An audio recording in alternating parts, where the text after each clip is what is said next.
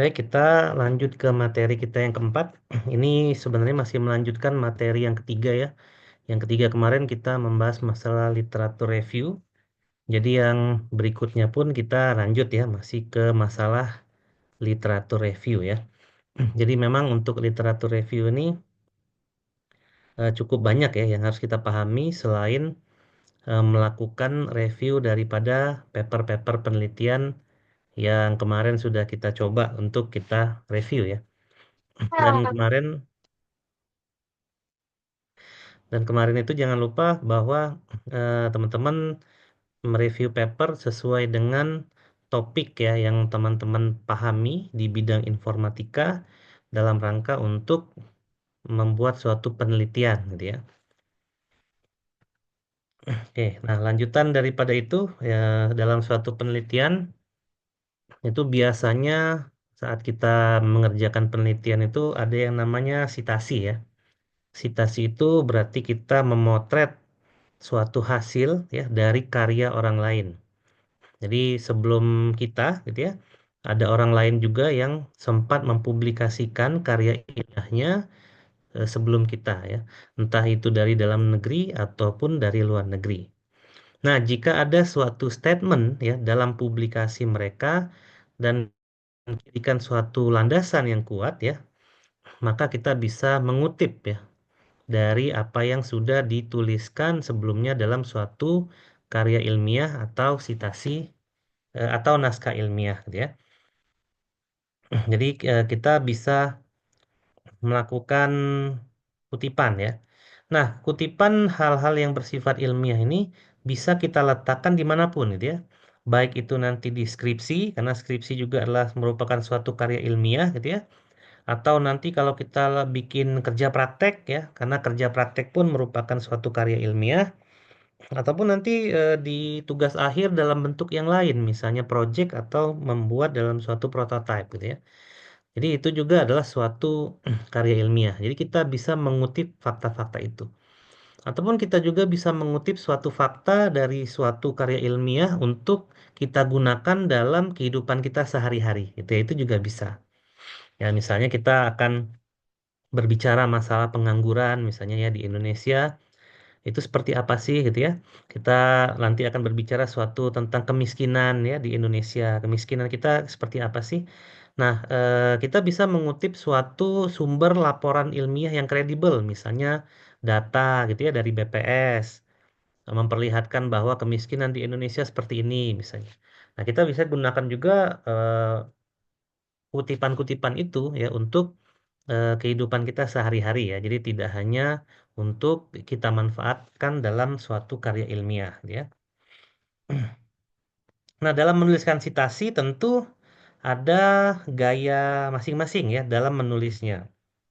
Jadi kalau kita membuat suatu tulisan ilmiah, kita harus mengikuti suatu standarisasi di mana tempat publikasi ilmiah itu nanti akan kita publis gitu ya. Jadi ada beberapa standar ilmiah style ya yang dipakai di informatika itu biasanya yang standar IEEE gitu ya. Namun mungkin di slide ini akan dicontohkan untuk standar yang Amerika ya, yang apa. Nah, dalam melakukan suatu kutipan gitu ya, maka diusahakan kutipan itu diambil dari tempat gitu ya atau tempat publikasi yang memiliki tingkat kepercayaan atau kredibilitas yang dirasa cukup baik. Nah, di sini tentu disarankan menggunakan jurnal ilmiah dari Scopus atau IC gitu ya. Ya, itu adalah Web of Science yang dimana jurnal ilmiah yang biasanya terindeks Scopus atau Web of Science ini berasal dari internasional. Jadi bahasanya udah pasti bahasa Inggris gitu ya. Karena memang mereka melakukan seleksi yang ketat ya bagi penelitian atau karya ilmiah yang nanti akan dipublikasikan gitu ya.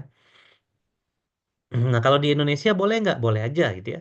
Kalau di Indonesia ya, yang seperti yang video kemarin, kita berarti memiliki beberapa jurnal yang diakreditasi oleh Kemenristek ya, Kemensaintek ya yang sekarang gitu ya. Yaitu ada Sinta 1 sampai dengan Sinta 6 gitu ya. Nah, kita bisa mengutip hasil daripada publikasi tersebut. Namun, sekali lagi, walaupun dia terindeks internasional ya, seperti Scopus atau Web of Science, ataupun terindeks Sinta yang ada di Indonesia, tetap kita harus menelaah dulu gitu ya, apa publishernya ya, jurnal atau publisher publikasi ilmiah yang menerbitkan hasil publikasi tersebut. Jadi kita harus cari tahu dulu ya siapa yang mengelolanya misalnya. Terus direview oleh siapa gitu ya, reviewernya siapa aja dan seterusnya. Bahkan kita bisa melihat apakah suatu jurnal ilmiah ini sangat berpengaruh ya bagi ilmu pengetahuan. Nah, bagaimana kita tahu berpengaruh atau tidak dari video yang kemarin itu kita tahunya kalau yang Scopus ini dari Simago Junior gitu ya. Simago JR gitu ya. Nah, kalau dari Sinta kita bisa lihat di portal Garuda gitu ya. Kita bisa tahu dan kita bisa lihat seberapa bagus publisher tersebut eh, impact-nya ya terhadap ilmu pengetahuan. Nah, mengapa kita harus mengambil sumber yang kredibel? Karena kalau misalnya kita mengambil kutipan ya, sitasi dari literatur yang tidak berkualitas, maka saat kita akan mengambil itu dan kita akan mengutip tulisan-tulisan itu, bisa jadi ada kesalahan gitu ya dalam mengutip karena memang tadi sumbernya udah keliru, bisa jadi nanti isi tulisannya itu juga keliru gitu ya. Saat semua ada keliru kita juga kutip, maka kita juga ikut keliru ya. Dan itu nanti akan mempengaruhi kualitas dari penelitian yang kita publis. Ya, kita beranggapan bahwa suatu teori ini benar gitu ya, karena kita mengutip gitu ya dari suatu publikasi ilmiah.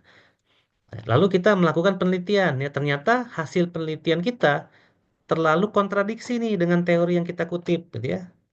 Nah, jadi kita nanti akan bingung sendiri gitu ya. Ini yang salah teorinya atau hasil eksperimen penelitian saya gitu ya. Nah, itu yang biasanya sering terjadi gitu ya saat kita mengutip dari sumber-sumber yang tidak kredibel sebelumnya. Nah, ada beberapa tahapan dalam kita melakukan sitasi gitu ya. Yang pertama, tentu saja kita harus mencari dan membaca.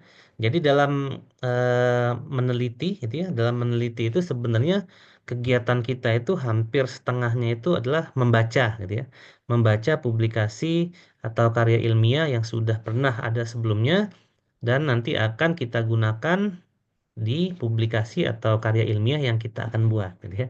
Jadi sebagian besar itu banyaknya adalah membaca dan sebagian lain itu adalah mengeksekusi hasil penelitian tersebut.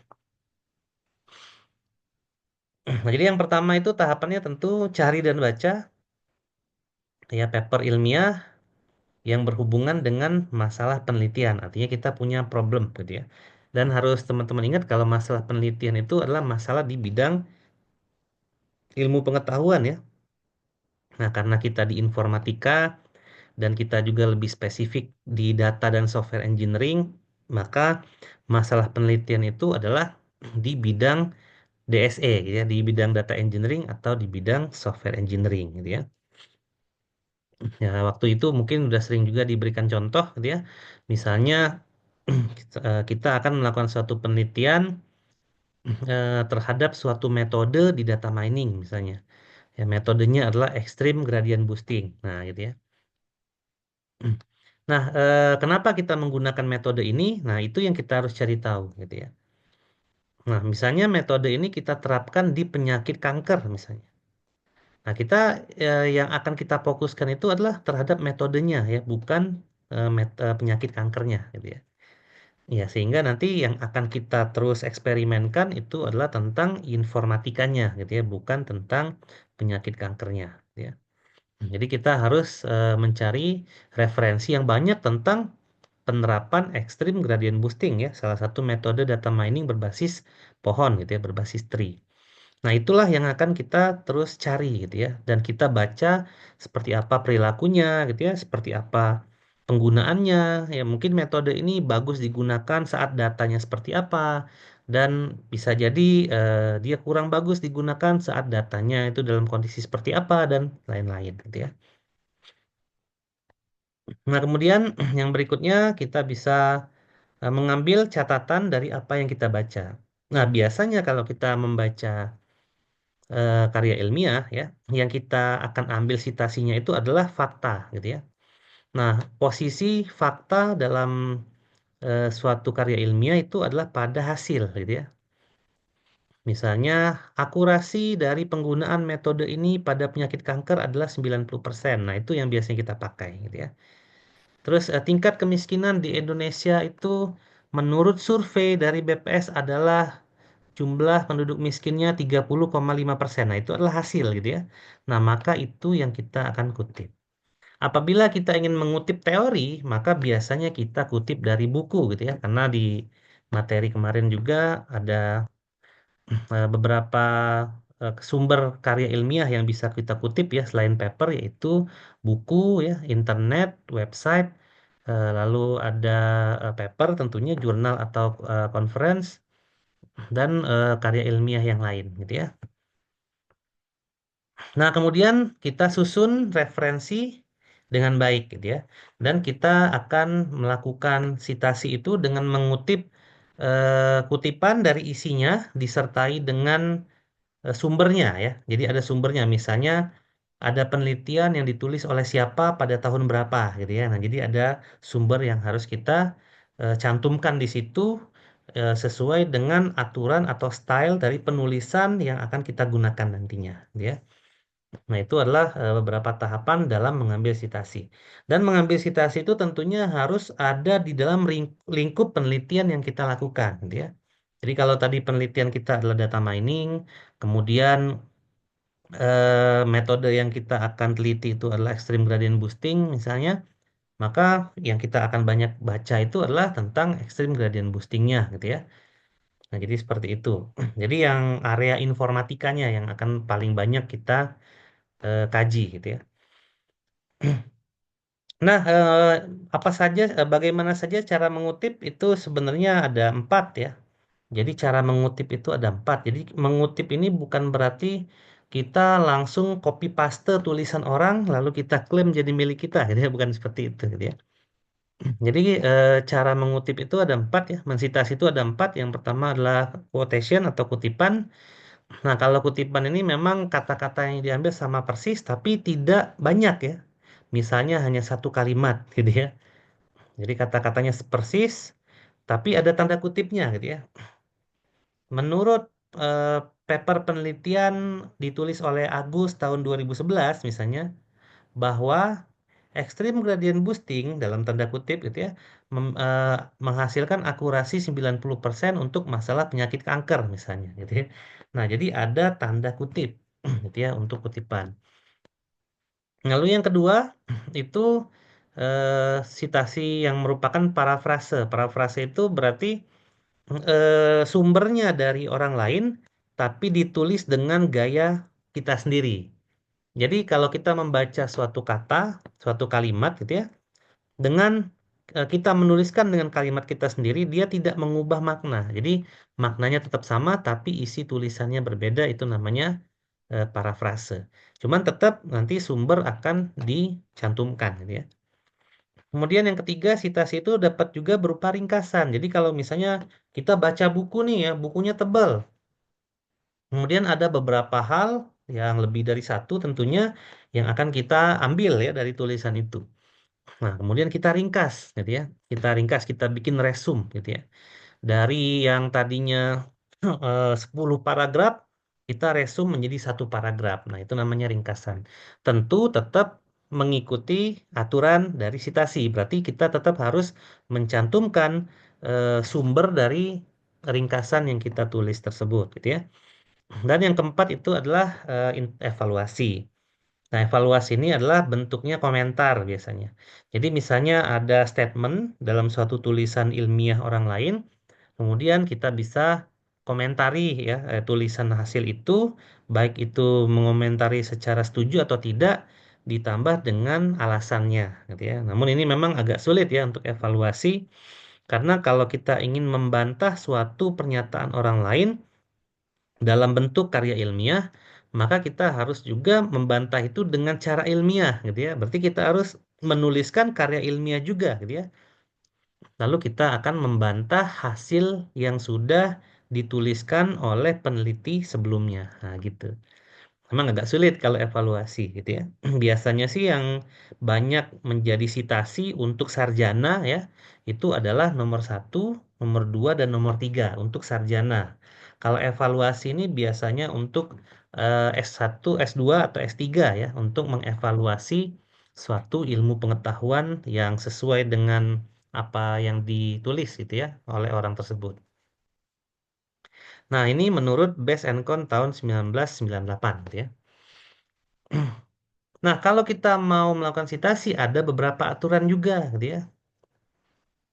Nah, kutipan itu boleh diambil dari buku atau jurnal atau sumber yang lain, tapi tidak boleh melebihi dari 250 kata untuk buku dan 5% untuk artikel jurnal, gitu ya.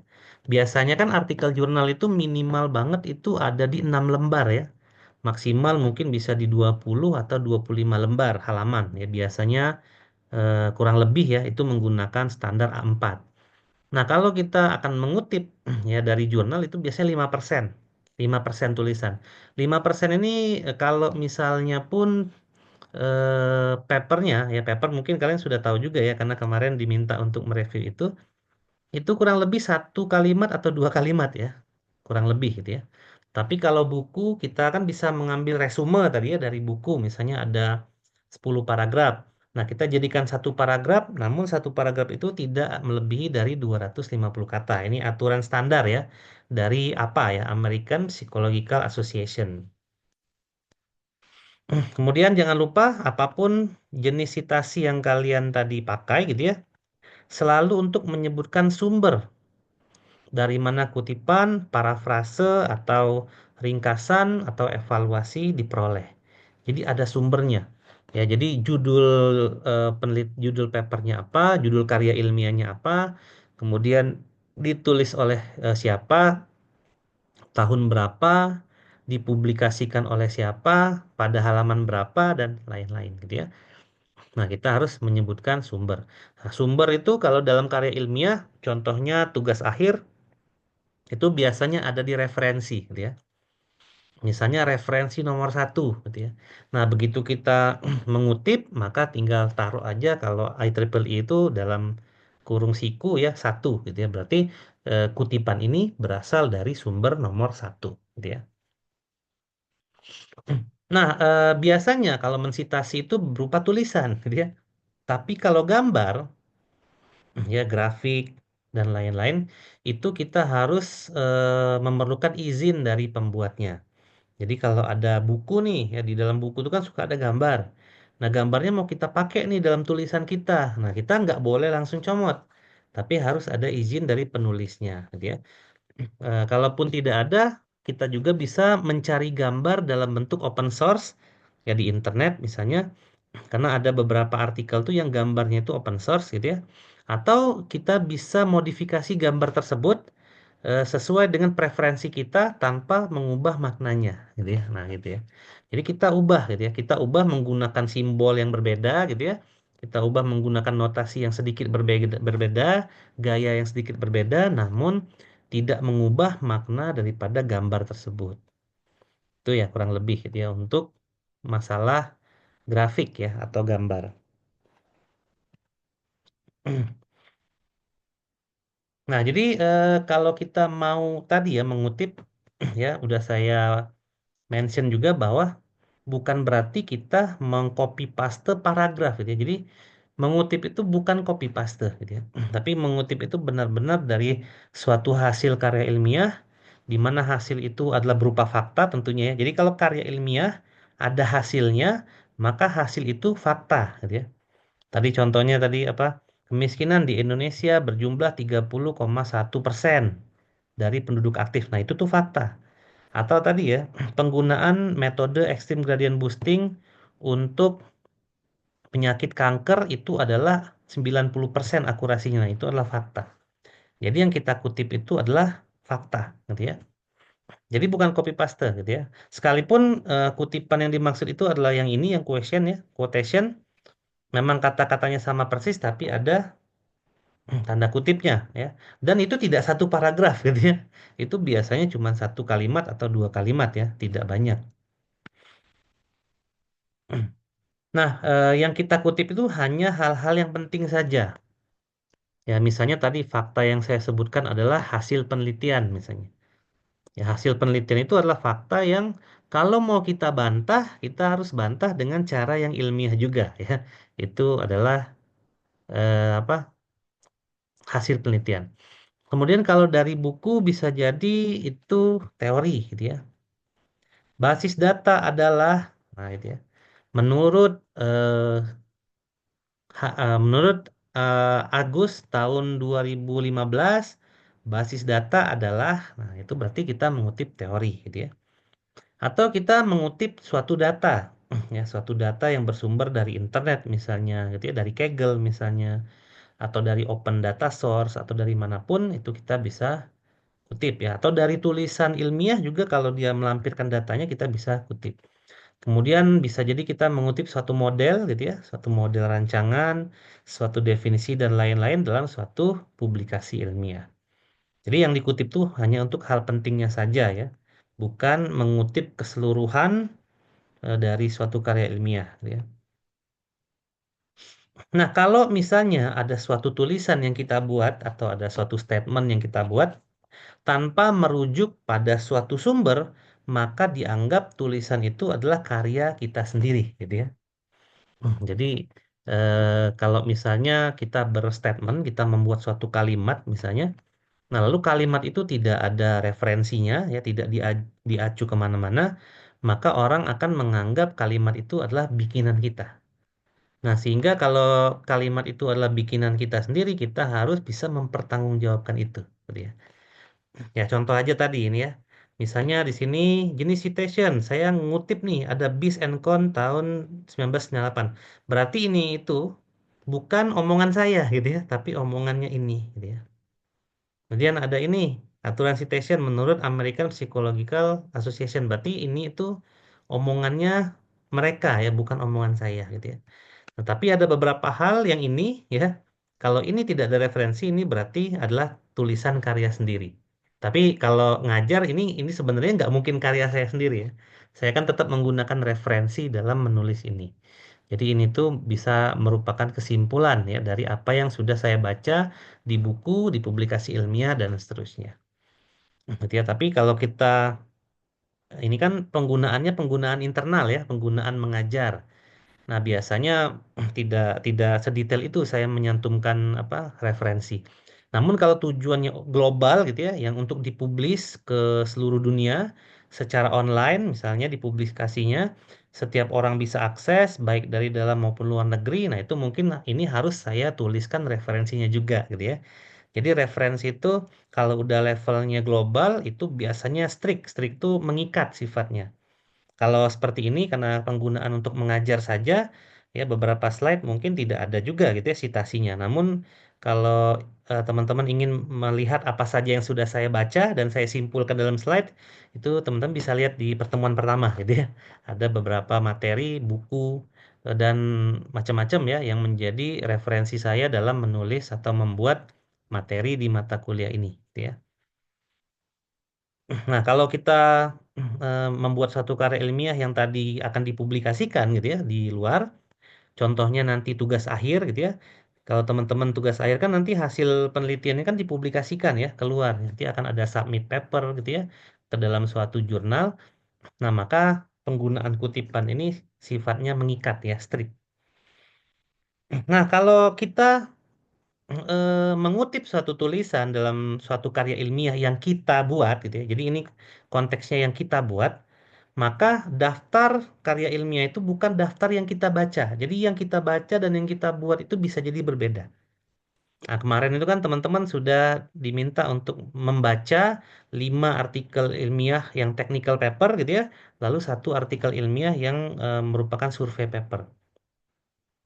Nah, apa yang kalian lakukan itu adalah paper atau referensi yang kalian baca, gitu ya. Nah, begitu kalian juga ingin menulis suatu karya ilmiah, bisa jadi dari 6 yang kalian baca itu hanya dua yang kalian pakai dalam tulisan tersebut, gitu ya. Jadi belum tentu enam-enamnya, gitu ya. Jadi referensi dalam suatu karya ilmiah itu adalah bukan daftar yang dibaca, tapi memang apa yang dikutip dalam suatu karya ilmiah tersebut. Gitu ya. Jadi kalau kita lihat ya ada paper karya ilmiah gitu ya, kalau dicontohkan ini seperti ini. Contoh nih ya yang kemarin ya, contoh yang kemarin.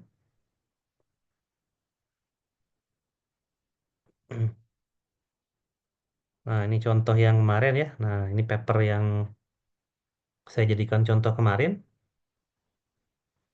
Nah, gitu ya. Nah, di sini kan ada kutipan ya. Nah, di bagian bawah ini kan ada daftar pustaka gitu ya. Ada 13 kurang lebih daftar pustaka. Nah, 13 ini bukan daftar bacaan. Artinya penulis ini bukan membaca 13 paper saja, tapi banyak yang dia baca gitu ya. Tapi dari sekian banyak yang dia baca itu hanya 13 inilah yang relevan dengan isi penelitian dia yang ini, gitu ya. Ini saya ambil dari Justisi. Justisi ini nama publishernya ya, Jurnal Teknik Informatika dan Sistem Informasi. Ini terindeks Sinta ya, terindeks Sinta. Nah, ini nomornya ya, nomor volume 6 nomor 1 April 2020. Gitu ya. Nah, jadi seperti ini ya, kurang lebih gitu ya. Nah, ini adalah salah satu karya ilmiah dari jurnal ya, bentuknya jurnal. Jurnal tuh minimal 6 lembar ya. Ya teman-teman juga udah pernah cari pasti ya, jadi udah tahu gitu ya. 6 lembar. Nah, yang ini biasanya bikinan sendiri gitu ya. Ada gambar-gambar ini, nah ini gambar-gambar ini bikinan sendiri. Walaupun misalnya referensinya buku, tapi dia menulis atau membuat gambar dengan ininya sendiri ya, dengan gaya dia sendiri gitu ya. Nah, jadi referensi, jadi daftar yang ada di bawah ini tadi ya. Daftar kalau ini memang hasil penelitiannya dia gitu ya. Nah, ini juga ininya dia sendiri, gambar dia sendiri. Ini adalah hasil penelitian dia, gitu ya. Nah, ini tabel juga hasil penelitian dia. Ini juga hasil, ini punya sendiri, gitu ya. Nah, daftar tadi, daftar pustaka ini. Nah, ini berarti adalah kutipan-kutipan yang ada dalam penelitian ini, gitu ya. Yang ada di isinya dari beberapa halaman ini. Nah, kalau format IEEE itu biasanya ada kutipan, gitu ya. Ini saya nggak tahu dia pakai format apa. Lupa. Ini tuh kalau nggak salah IEEE juga ya, kalau saya nggak salah gitu ya. Nah, seperti ini ya. Hmm. Berdasarkan jumlah keluaran kelasnya, gitu ya, sistem klasifikasi dapat dibagi menjadi 4, yaitu binary, multiclass, multable, dan hierarchical 12. Berarti dia mengutip gitu ya. Ini itu mengutip dari penelitian nomor 12 gitu ya. Nah, penelitian nomor 12 itu kita bisa lihat ya di bawah. Nah, ini gaya penulisan dari IEEE ya, yang biasa kita pakai juga di Unjani. Nah, dari sini ya. Nah, dari nomor 12 gitu ya. Nah, kurang lebih seperti itu ya. Jadi daftar referensi itu bukan yang dibaca tapi memang yang digunakan ya dalam penelitian tersebut. Nah, saat kita akan mengutip hasil dari orang lain, ya contohnya ya seperti ini ya, atau seperti yang dicontohkan tadi gitu ya. Definisi logika fazi menurut Lutfi Zadeh dalam Suyanto, Suyanto 2009 adalah bla bla bla. Nah, kalau ada kutipan yang dalam kurung Suyanto 2009 ini biasanya pakai apa namanya? Apa tuh yang American Psychological Association tadi ya, jadi standar yang ini ya. American Psychological Association, jadi standar apa? Nah, kalau yang tadi di paper yang saya contohkan itu namanya standar IEEE. Itu hanya gaya penulisan aja ya, jadi gaya penulisan aja. Nah, dalam kita melakukan citasi itu jangan terlalu banyak. Jadi jangan isi karya tulis kita tuh omongan orang lain semua gitu ya. Kalau nanti semuanya omongan orang lain, apa yang kita lakukan gitu ya. Jadi dalam melakukan citasi itu jangan terlalu banyak ya. Kecuali dalam keadaan yang pertama kita tidak dapat mengakses publikasi asli karena memang banyak publikasi itu yang berbayar ya, kendalanya berbayar. Atau mungkin dalam bahasa yang bukan bahasa Inggris atau sulit dipahami itu juga boleh gitu ya. Nah, untuk caranya kan kemarin dalam slide udah ya, kalian juga udah berhasil mencari gitu ya beberapa penelitian. Ya baik itu nasional ataupun yang internasional gitu ya. Terus ya tadi ya jangan banyak ya melakukan citasi karena nanti orang itu akan menyebut kita peneliti malas gitu ya. Soalnya omongan orang semua lalu kita klaim suatu hasil menjadi milik kita ya itu malas berarti gitu ya. Jadi jangan terlalu banyak ya melakukan citasi. Yang tadi juga citasinya ada 13 ya. Tiga yang paper tadi. Kemudian dari berapa lembar eh, penelitiannya dia kan tidak semuanya dia mensitasi omongan orang gitu ya. Lebih banyak justru tulisan-tulisan yang merupakan hasil karyanya dia sendiri ya, terutama di bagian hasil eksperimennya tadi, yang ada gambar gitu ya, ada hasil, ada grafik itu lebih banyak adalah hasil pemikirannya dia gitu ya. Jadi jangan terlalu banyak ya, mensitasi boleh, namun jangan terlalu banyak gitu ya. Kalau terlalu banyak, ya itu tadi ya, kita akan diomongin sebagai peneliti yang malas.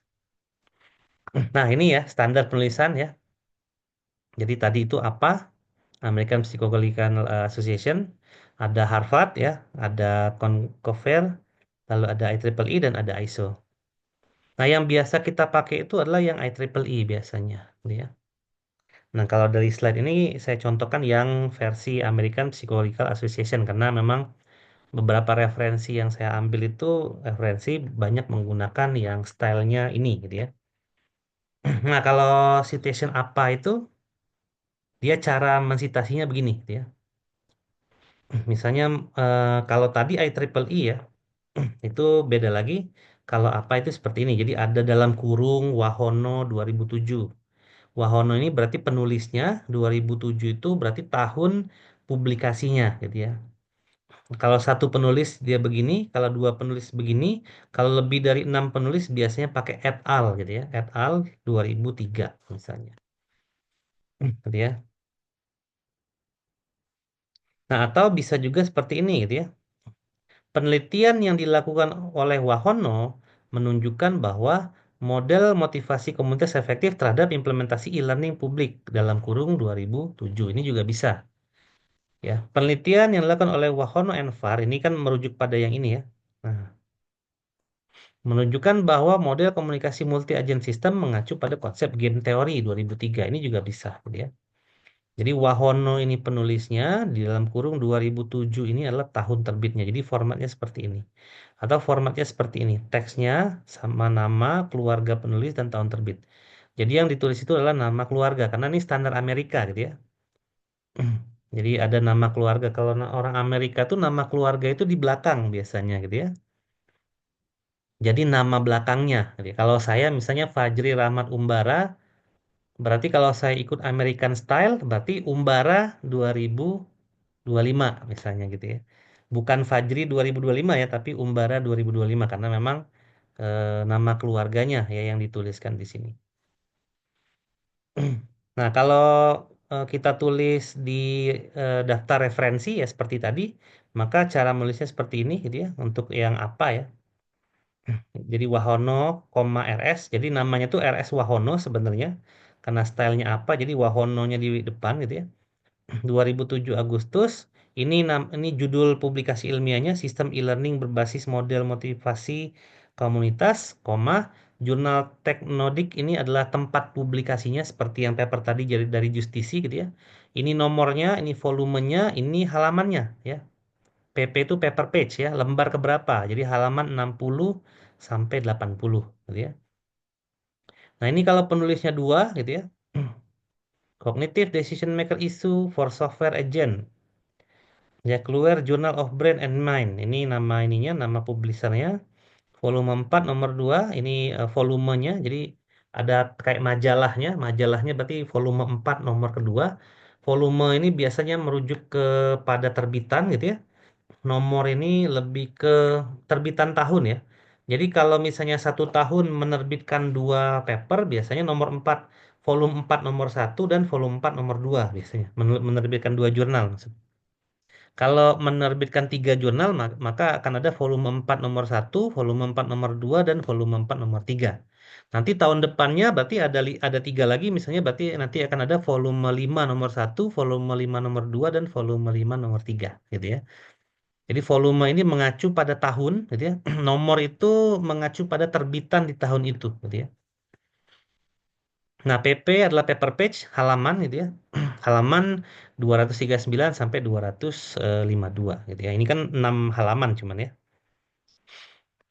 Terus ini yang kalau penulisnya banyak tadi pakai et al gitu ya. Et al 2002, mat sisanya sama gitu ya. Yang membedakan itu hanyalah yang nama penulis di depannya aja.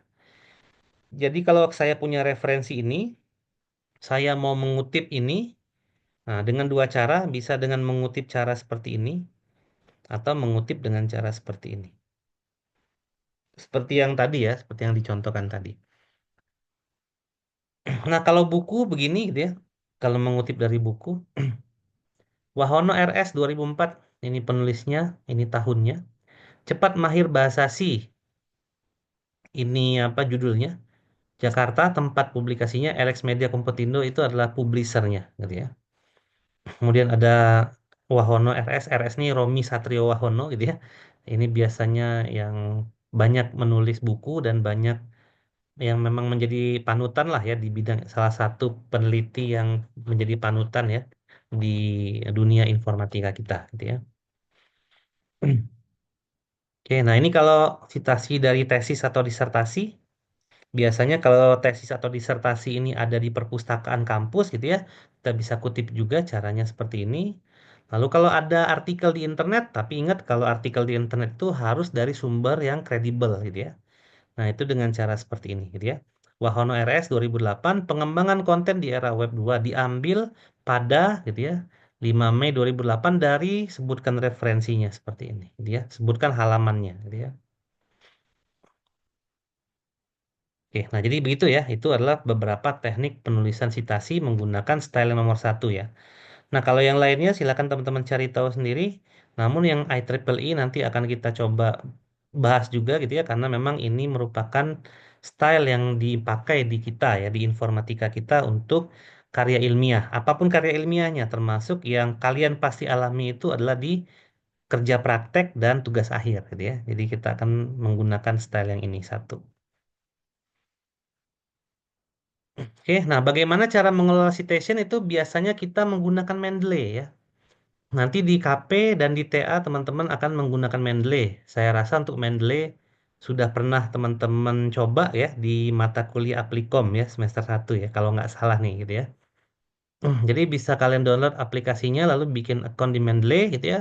Lalu bisa bikin folder, taruh di Mendeley nanti disinkronkan. Ya jadi yang teman-teman kemarin download paper dalam bentuk PDF gitu ya bisa di organize di Mendeley. Nah, jangan lupa disambungkan ke internet karena nanti bibliografi paper akan ditulis secara otomatis ya. Bibliografi itu berarti penulisnya, judulnya, tahun terbitnya, ya dipublikasikan di mana dan lain-lain. Itu biasanya ketika kita sudah import Mendeley itu akan tampil secara otomatis gitu ya. Nah, kalau misalnya Mendeley-nya gagal bisa cari dari doi paper ya. Doi paper itu biasanya kelihatan ya. Doi itu link berupa link yang mana link itu hanya cuman punya satu untuk satu paper gitu ya. Nah, yang ini nih ya. Nih. Nah, ini doi ya. Ini namanya doi.org. Nah, biasanya dalam Mendeley kalau dia sudah ada tulisan kayak gini ya, ada doi-nya. Nah, ini tinggal dikopikan saja di Mendeley, nanti Mendeley akan eh, mencatat bibliografinya, penulisnya siapa gitu ya, judulnya apa, diterbitkan di mana, tahun berapa, halaman berapa, ya izin serial numbernya berapa gitu ya, semuanya nanti akan dituliskan otomatis oleh Mendeley ya. Saya rasa Mendeley teman-teman juga udah dapat dan kalau memang masih lupa gitu ya, boleh silakan diinstal di Mendeley untuk Mendeley tersebut ya. Dan kalau misalnya kalian membuat penelitian itu nanti di Office gitu ya, di Microsoft Office yaitu Word, nanti bisa download pluginnya ya. Nah, contohnya seperti ini ya, ini Mendeley. Jadi kalau saya import, nah bibliografinya akan kelihatan di sini gitu ya. Ada volume berapa, isu nomor berapa, halaman berapa gitu ya. Link URL-nya mana, nah, ini doi-nya dari mana gitu ya. Filenya mana dan lain-lain gitu ya. Jadi akan ada tampilan Mendeley seperti ini. Nah, dan ini ada di Citasi nanti menggunakan Mendeley ya, plugin dari Microsoft Office nanti bisa dipakai di sini. Jadi misalnya mau menulis menurut Resman, nanti kita ke reference ya, lalu kita insert citation menggunakan style apa. Ini kan American Psychological Association ya, yang apa tadi. Kita ganti misalnya dengan IEEE, kemudian kita bisa cari yang Mendeley ya. Kita bisa lihat nih di sini gitu ya. Nanti tinggal kita klik, lalu nanti dia akan mengikuti stylenya secara otomatis gitu ya. Nah, untuk cara menggunakannya banyak ya. Di Google juga ada, di YouTube ada gitu ya. Teman-teman bisa cari ya cara untuk memanage referensi yang kita akan gunakan ya dalam karya ilmiah yang kita buat. Nah, ini ada beberapa kiat ya, beberapa tips ya mereview technical paper. Ya, sepertinya kemarin juga beberapa tips ini sudah ada di video gitu ya. Kan kalian juga udah melakukan ini gitu ya. Nah, jadi yang pertama tipsnya itu kita harus memahami dulu masalah penelitiannya apa, gitu ya. Nah, tentunya kalau kita baca tentang extreme gradient boosting gitu ya, maka masalah penelitiannya pasti adalah masalah extreme gradient boosting gitu ya. Kalau masalah penelitiannya adalah di bidang informatika di mana di DSE misalnya, ya maka nanti itulah yang akan kita pahami gitu ya. Nah, kita harus memahami masalah penelitiannya. Kita coba cek apakah menyelesaikan masalah yang dibuat-buat apa artinya subjektif gitu ya. Karena penelitian itu tidak boleh subjektif ya. Masalahnya harus berasal dari penelitian terdahulu gitu ya. Terus apa kontribusi penelitiannya dalam technical paper yang kita baca? Nah, yang tadi saya contohkan ya itu adalah technical paper namanya. Nah, apa bedanya dengan review paper itu coba cek di video yang ketiga gitu ya kemarin. Apa perbedaan antara technical paper dengan review paper.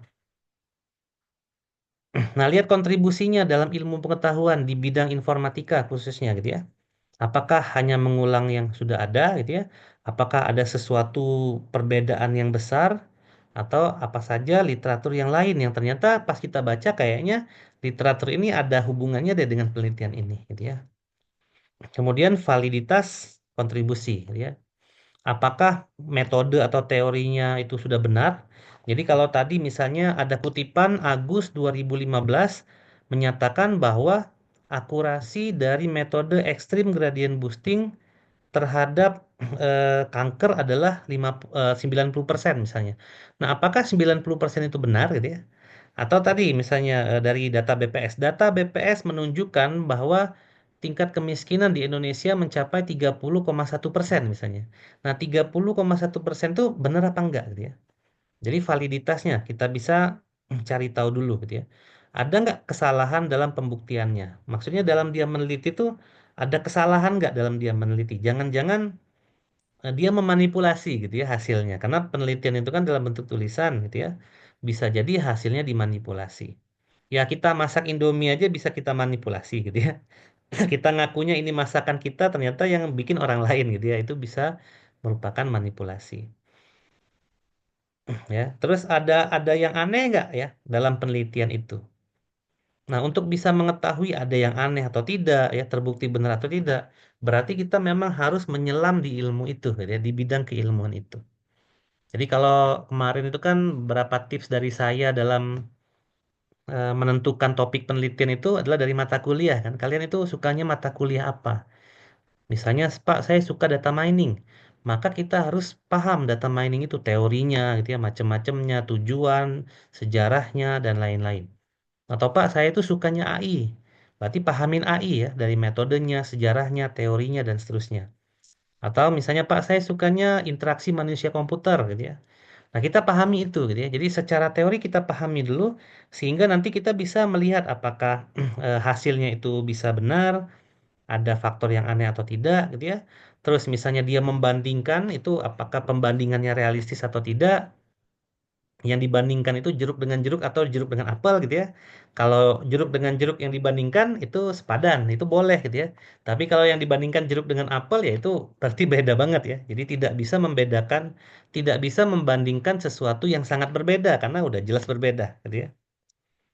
Terus secara umum ya generalisasi apakah hasil yang dia kemukakan dalam karya ilmiah itu valid atau tidak, gitu ya. Nah, itu adalah beberapa tips ya. Kalau misalnya kita menemukan keanehan ya dari apa yang kita baca, itu jangan dibaca lagi, gitu ya. Berarti isinya itu memang keliru, gitu ya. Kalau kita menemukan keanehan. Nah, kalau kalian pengen tahu bagaimana cara menemukan keanehan, ya itu tadi, gitu ya. Kalau kalian baca yang tadi nih, misalnya, kalian baca paper yang ini. Nah, gitu ya. Judulnya adalah Prediksi Kelalaian Pinjaman Bank Menggunakan Random Forest dan Adaptive Boosting. Kalian harus paham dulu gitu ya. Oh, ini topik machine learning nih. Oh, ini topik random forest, ini ini machine learning nih. Ini adaptive boosting, ini machine learning juga gitu ya. Secara ilmu ini bisa ke AI atau bisa ke data mining nih gitu ya. Nah, kita baca itu dulu gitu ya. Jadi kita harus paham AI, kita harus paham machine learning, kita harus paham data mining gitu ya. Kemudian karena dia menggunakan metode random forest dan adaptive boosting ya. Berarti kita juga harus memahami metode ini gitu ya. Kita harus memahami ini juga. Jadi begitu kita baca nih gitu ya. Nah, nanti kan ada hasilnya di bawah ya. Ini hasilnya dia tulis hasil di mana hasilnya? Nah, di sini ya. Nah, gitu ya. Menggunakan adaptive boosting misalnya. Trinya 100, iterasinya 10, akurasinya cuma kecil nih gitu ya, 39% cuma. Recallnya cuma 0,413. Nah, untuk membaca ini kita harus tahu juga kan, entry itu apa sih gitu ya, and iteration itu apa gitu ya. Akurasi ini apa? Recall rate ini apa gitu ya. Nah, ini sebenarnya adalah teori yang ada di AI, teori yang ada di data mining, dan ada di teori di machine learning. Ada di buku nih gitu ya.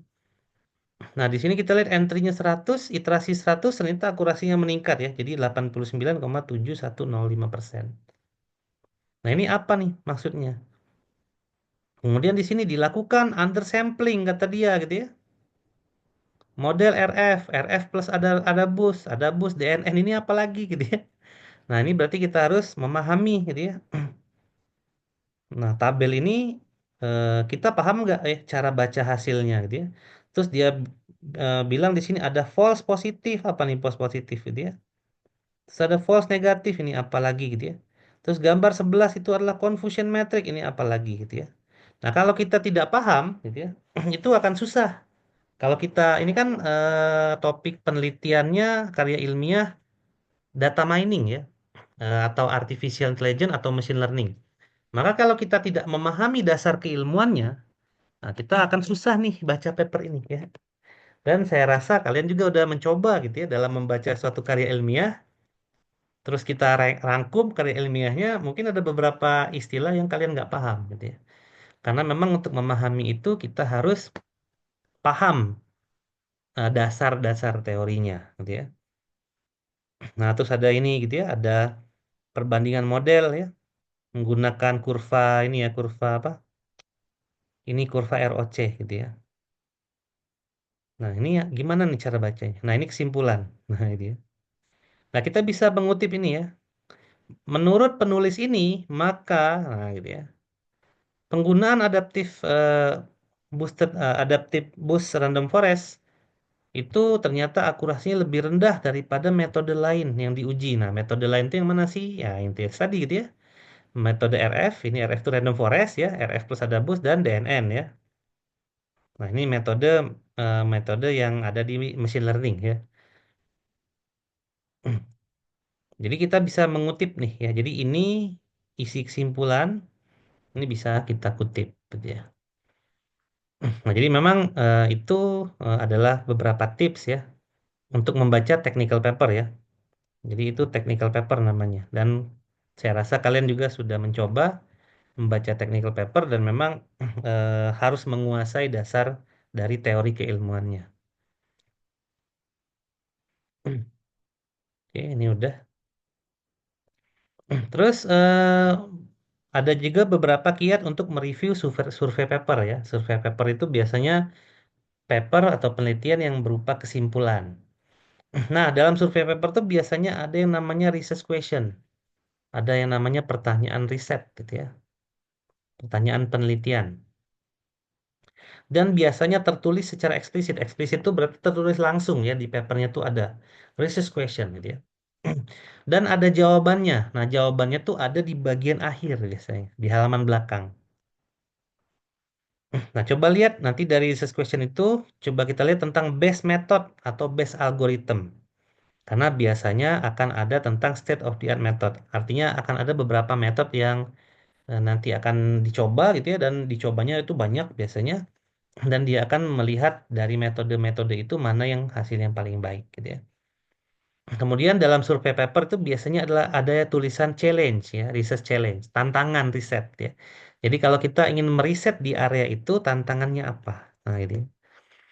Nah, dari situ kita bisa jadi akan menemukan masalah-masalah penelitian terkini gitu ya. Jadi itu adalah survei paper. Oke. Nah, jadi itu adalah literatur review. Jadi di sini juga ada beberapa summary ya dari tujuan mengapa kita lakukan literatur review? Karena memang literatur review itu adalah salah satu yang kritikal ya dalam kita menentukan jejak dari karya ilmiah kita. Jadi karya ilmiah itu merupakan ide originalitas dari penulisnya. Ya, yang dimaksud dengan original itu bukan berarti isinya semuanya punya dia, tapi dia bisa mengutip dari yang lain, dia tambahkan 5%-nya saja itu udah jadi originalitas punyanya dia, gitu ya. Nah, jangan lupa tadi bahwa literatur review dari sumber yang bagus itu akan menghasilkan kualitas yang bagus pula dalam penelitian yang kita lakukan. Ya, nah ini adalah beberapa alasan kita melakukan literatur review ya yang kemarin teman-teman lakukan tuh buat apa sih gitu ya? Yang pertama itu untuk melihat ya knowledge yang sekarang itu apa aja gitu ya. Terus masalah apa saja yang sudah diselesaikan oleh knowledge itu. Tadi misalnya ya, contohnya pakai extreme gradient boosting gitu ya. Nah, itu knowledge yang sekarang tuh. Nah, extreme gradient boosting ini sudah pernah dipakai di mana aja? Oh, di deteksi kanker pernah, di deteksi gempa pernah, dideteksi untuk curah hujan pernah gitu ya. Nah, kita bisa cari tuh gitu ya, si metode ini. Kemudian yang kedua untuk mendefinisikan research problem, masalah penelitian. Apa sih kelemahan dari extreme gradient boosting ini gitu ya? Kelemahannya ada di mana? Atau apa kekurangannya gitu ya. Nah, maka kekurangannya itu kita akan cari teknik yang lain yang bisa mengatasi kekurangan tersebut gitu ya.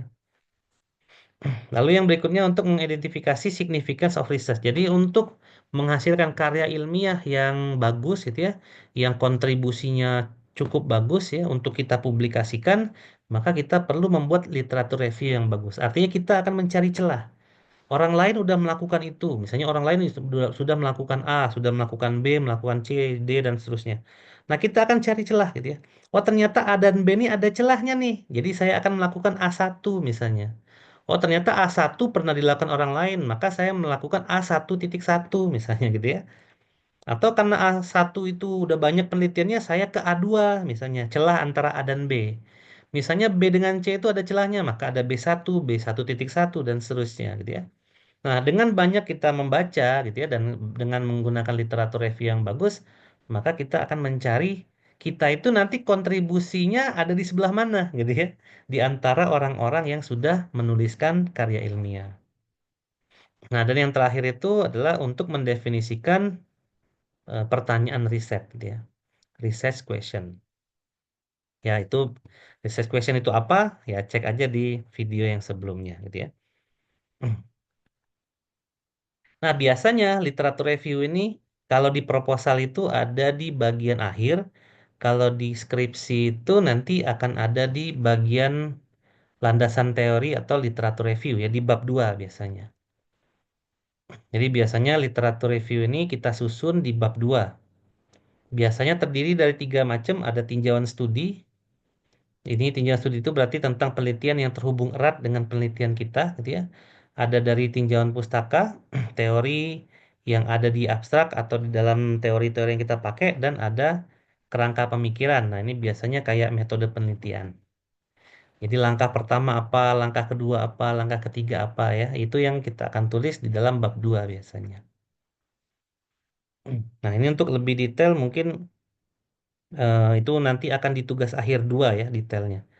Cuman kalau di proposal juga ada nanti ya bagaimana menyusun literatur review itu tapi tidak terlalu detail seperti yang ada di TA2 ya. Baik ya, seperti itu ya dari materi kita yang keempat ya. Nah, nanti kita